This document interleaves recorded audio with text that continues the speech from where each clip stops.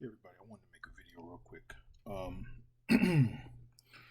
So I saw there's a lot of videos with police officers and people in law enforcement posting about how one or two things. One, we're not like the rest of them, so don't lump us all together. And then there are some that saying I joined to make a difference. I joined a police force, a law enforcement, so that I may change things from within. So I want to go over a couple of things and then put this out there. The first thing I want to tackle the first one, which is don't lump us all together. See, this is the fundamental problem of white supremacy, right? And this is the reason why I maintain that all people are racist, even black people against black people, right? Everyone is racist as a result of our exposure and indoctrination from white supremacy. So why do they say this, right? And on the surface, you would say, hey, look, that's a logical conclusion, right? Hey, look, we shouldn't judge a book by its cover until you start understanding psychologically how the brain works, how evolution works, how cognitive evolution works, and until you start understanding sociologically why people do lump dangerous situation in the case of dangerous situations, why it's not only an intelligent thing to do, but it's also a necessity for survival for oppressed peoples.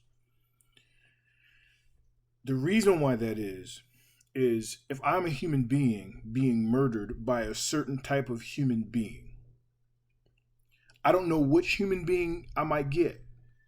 I might get a good one, I might get a bad one.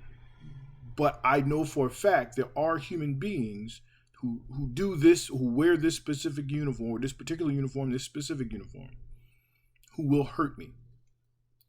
It is not in my best interest to give every single one of them the the benefit of the doubt, because the chances of me being hurt by them using this action is higher than if I were to treat all of them with suspicion and keep my distance and make sure that that person has as limited impact and involvement in my life as possible.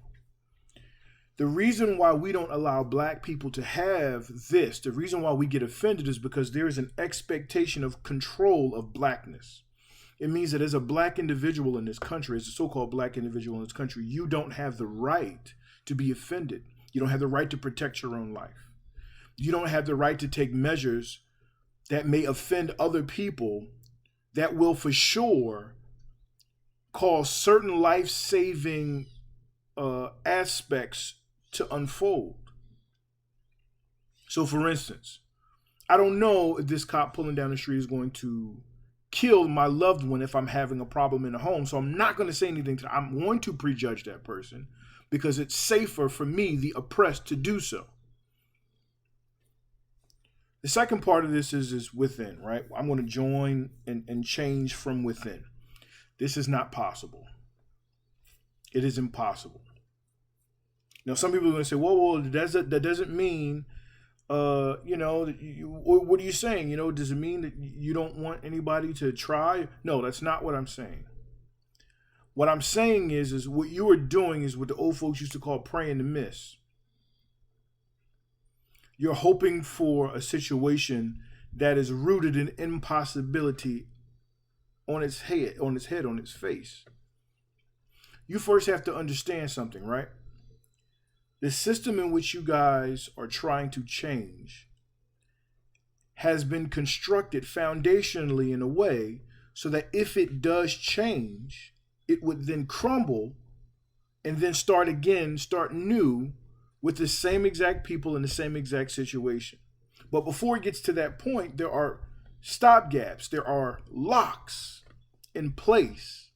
And I mean locks like in padlocks. I mean locks as in what you go through to transition from one body of water to the next. There are locks in place that transition individuals from one section of the authority mass and law enforcement to the other. And those locks, when you're trapped inside of them, they weed out those who would cause change. So this is the bad apples theory. The problem is there's no such thing as bad apples. This system is not broken. It is operating in which it was designed to operate. When you come in with the premise that there are a few bad apples in the bunch, then you are fundamentally misunderstanding how white supremacy works. It is not broken. The system is not broken. The system is working exactly the way it was designed to work. It was not designed for you. It was not designed for me. It was specifically engineered all along the way, you can see, so that I would not have a place in it. The laws are set up and ambiguous in a way in which it can be applied to people who don't want, who they want to apply it to, and then not applied to them. So when you are a Christopher Dorner and you stand up and try to testify against corrupt police officers, they arrest you for making a false police report, even though you were correct. They all line up against you. They pressure, they plot out that black or that Latino officer up front to say, hey, look, we want you to say this. And then everyone goes, well, it can't be that way if the black person is saying it. You have to fundamentally understand that you cannot change it. If you were ever in a position to change it, they would kill you, discredit you, find a way to arrest you, move you, do something, push you out the way, and then replace you with someone who will do their bidding. This is how the system was designed to work. It is a flawlessly running machine, and you cannot change that from within. And I'm going to leave it with this. In the history of the world, there's two things black folks are going to have to understand. In the history of the entire world, there has never been not one example of a bloodless revolution. You ain't going to get this comfortably. This ain't going to come while you still keep your job. It ain't going to come while everybody's still breathing and alive. It ain't going to come with you're still getting paychecks and buying nice cars and big old houses and having all of the things you want in life. You are going to have to sacrifice something. You're going to have to take a hit somewhere. Now, the problem is you are all comfortable. And I'm going to say this. You need to make a choice. Are you happy being a well-fed slave? Or would you forego your golden chains for a chance at freedom in the wilderness? Chance to build something of your own? Now, I maintain, and I'll say this again, voting in this election without getting anything from anyone is akin to handing over chains after you are free to your slave master and saying, put me back in chains, please. I'm terrified of what's going to happen to me once I leave this plantation. Please put me back. Go ahead, please. I want to come back. Please put me in chains. I pick up after you. I do whatever you want me to do. You want me to vote? I'm going to vote that way. Why? Because you said that other person is going to hurt me. Now, mind you, you have hurt me worse than that person ever could, but I don't know. That uncertainty, I don't know what may happen. So I'm gonna close with this.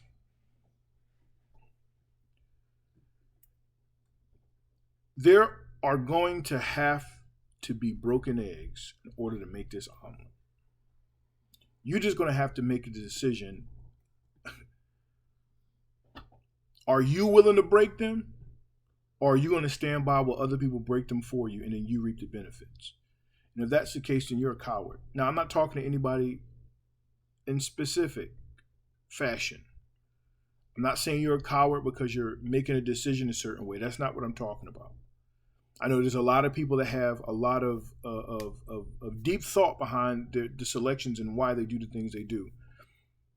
But I can't, especially my brothers, I cannot sit by and I cannot encourage you to take these comfortable ass mush mouth processes that you know will not work simply because you were too damn scared to put some skin in the game. Man, if you are not willing to lay down your life for freedom, then you will never live. That's it.